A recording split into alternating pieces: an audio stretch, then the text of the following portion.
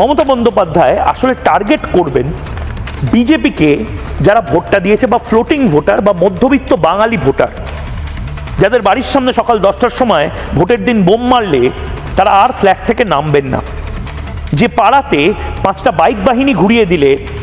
সেই পাড়ার মানুষজন একেবারে শান্তিপ্রিয়, দাদা আমি সাথে পাচে থাকি না, সেই সমস্ত মানুষজন আর বাইরে বেরোবে না। শহরের ভোটার, যে সমস্ত জায়গাতে নির্দিষ্টভাবে হিন্দুরা সংখ্যালঘু, সেই সমস্ত জায়গার ভোটার,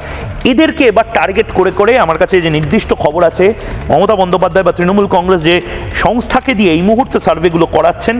তাদের কাছে এই মুহূর্তে ডিরেক্টলি পাড়ায় পাড়ায় ব্লকে ব্লকে এভাবে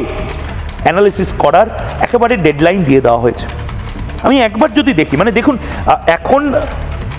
মোটামুটি মেরে কেটে 6 মাস এবং তারপর ভোট, মেরে কেটে 6 মাস বা 24টা মতন সোমবার বা রবিবার বা মঙ্গলবার যে কটা দিন পাওয়া যায়, তারপরেই বিজেপিও কিন্তু বুঝে যাবে পরবর্তী মুখ্যমন্ত্রীকে, তৃণমূল কংগ্রেসও বুঝে যাবে, বামেরা তো বুঝবেই, কিন্তু মানুষ তারা কী পাবে?